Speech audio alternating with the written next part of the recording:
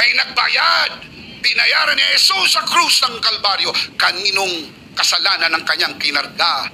Sa aton. Kaninong sakit ang kanyang kinarga? Sa aton. Lahat yun ay sa atin. Kinarga ni Kristo sa kanyang duguang katawan. That is why the scripture says that by His wounds we are healed. Palakpakan natin ang mabuting Panginoon. Amen.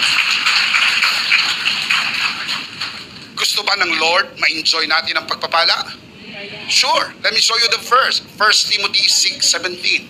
The Apostle Paul writes, command those who are rich in this present world not to be arrogant, not to put their hope in wealth, which is so uncertain, but to put their hope in God, who, referring to God, richly provides us with everything. And pray tell me, what is the purpose why God has provided us with everything? What is the purpose? It's in the Bible, yo. Gusto ng Diyos ma-enjoy mo. Gusto ng Diyos ma-enjoy mo. Because that is your season. Season mo yan. Pinagpala ka, pinaburan ka ng Diyos. Enjoy it. Mga kapatid, pag hindi mo yan na-enjoy, ibang tao ang mag-i-enjoy po niyan. Kaya lagi kong sinasabi sa inyo, pag may pagpapala kayo, magbigay kayo ng marami sa Lord, dahil hindi ko yan nasasayang, pumapasok yan sa walang hanggan. Magtabi kayo ng konti, at enjoy nyo ng lahat. Huwag kayo matabi ng marami, konti lang. Masyadong matutuwa ang manugang nyo. Konti lang. Hindi ko sinasabing huwag magtabi. Sabi ng Book of Proverbs, ang matalinong ama nagtatabi para sa anak. So magtatabi ka. Hindi ko sinabing huwag. So huwag kayong gumawa ng issue. Magtabi, pero konti lang. Bakit? Kailangan mong i-enjoy sapagkat yan ay season ng life mo. Meron akong kilala, hindi ko babanggitin ang pangalan dahil live ito. Nang siya'y nabubuhay pa, sobrang pagtitiis para sa kanyang anak. Yung kanyang anak ay may asawa, sa makatwid meron siyang manugang. Luma ang sasakyan, hindi bumibili ng bago dahil kaya niyang bumili pero wag bibili dahil para sa anak. Yung kanyang sasakyan, kapag umandar, ayaw huminto. Pag huminto, ayaw nang umandar. Sobrang pagtitiis. Namatay. Wala pang isang linggo, yung kanyang manugang nakabranyo habang nagdadrive. Uti namatay siya. Kung di siya namatay, hindi siya nakapag-drive ng branyo. Mga kapatid, that's unfair. That is absolutely unfair. Bakit? Sapagkat yung kanyang pinambili ng branyo ay pera mo. Dapat na-enjoy mo yun dahil season mo yun. Ay, hindi ko sinasabi mga kapatid na hindi siya nag-iwan. Nag-iwan dapat siya ng panggasolina.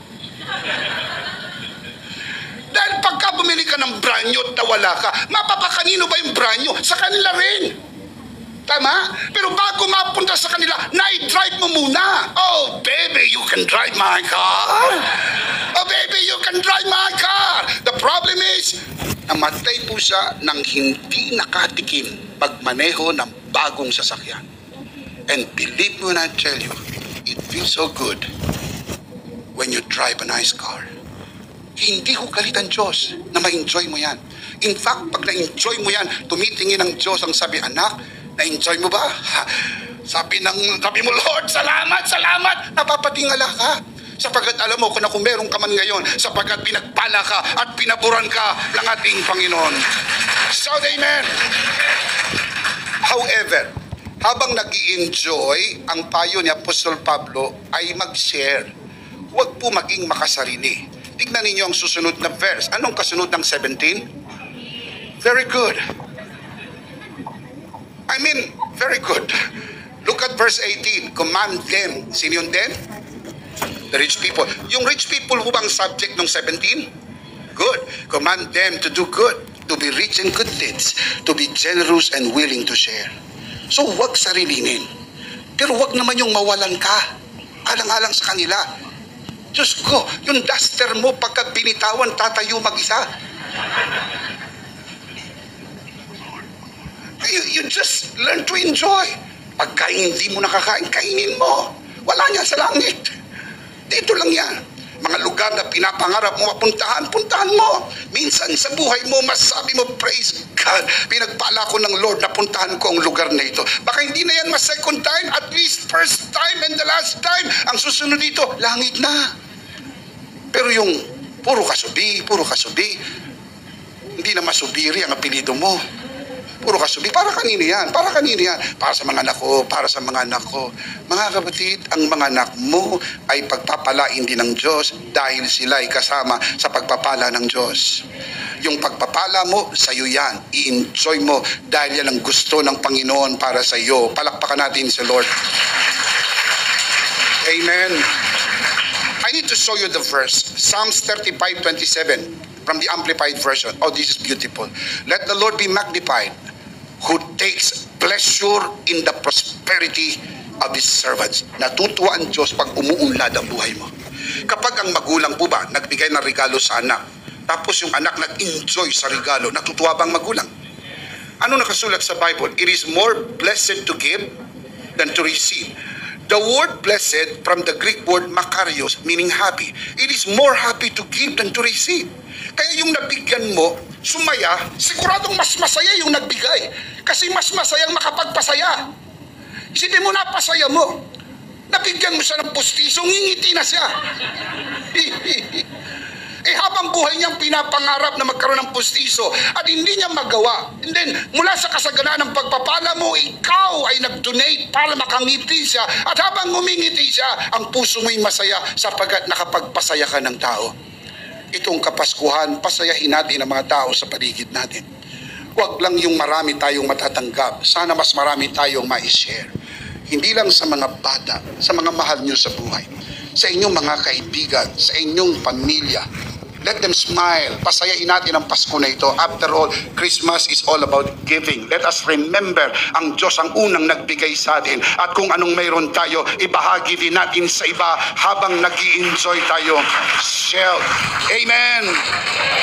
Look at this from today's English version. So beautifully worded. How great is the Lord. He is pleased with the success of His servant. Natutuwa ang Diyos pag umunlad ka. Natutuwa ang Diyos pag umunlad ka. Can you say amen? Keep in mind that grace is unfairly good.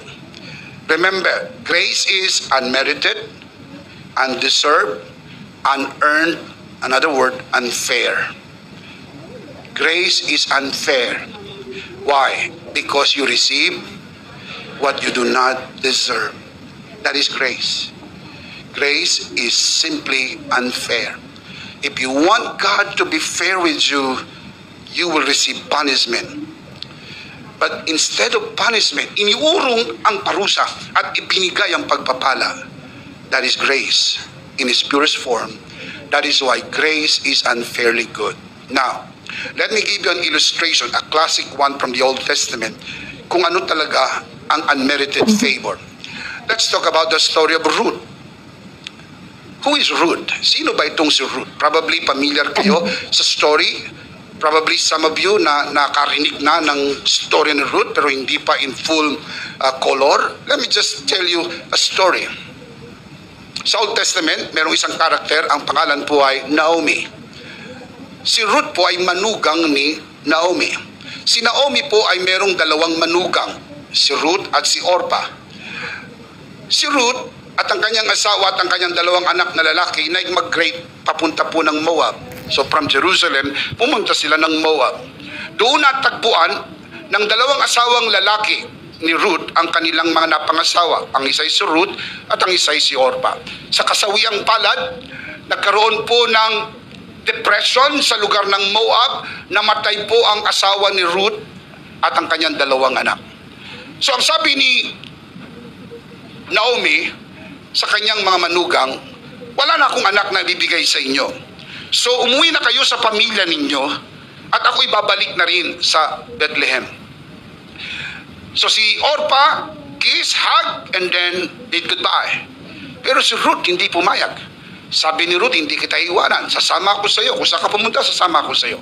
Natignan niyo ang sinabi ni Ruth. Ruth, chapter 1, verse 16 to 17. This is what Ruth said to Naomi. Now, listen, bago ko basahin.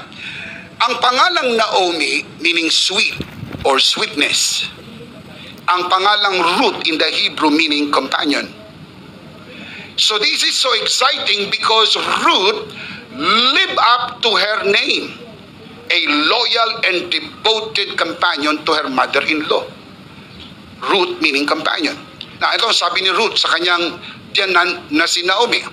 Then Ruth replied, she was talking now to Naomi, don't urge me to leave you or turn back from you. Where you go, I will go. Where you stay, I will stay.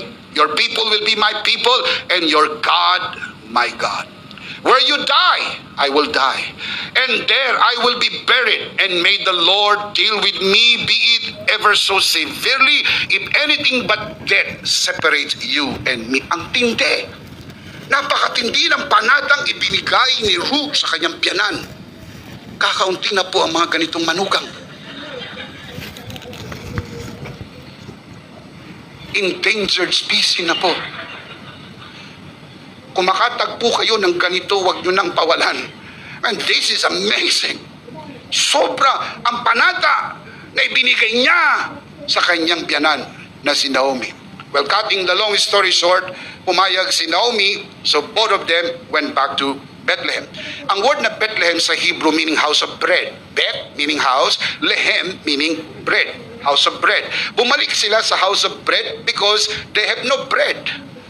Broke na broke sila, nasa Moab, nagkaroon ng famine, nagkaroon ng depression, punong-puno ng siphayo, patay ang asawa, patay ang dalawang anak, bumalik sila, kasama lang po ang dalawa, si Ruth at saka si Naomi. Sinalubong sila ng kanilang mga dabarkads. Tuwang-tuwa. Nakita nila si Naomi. Ang sabi, oh, Naomi, how sweet, so sweet to be loved by you. Grabe, okay to. Balik-balikan. Sige, magkaroon tayo ng masayang fellowship. Tignan ninyo ang naging sagot ni Ruth, or rather ni Naomi. Ruth, chapter 1, verse 20.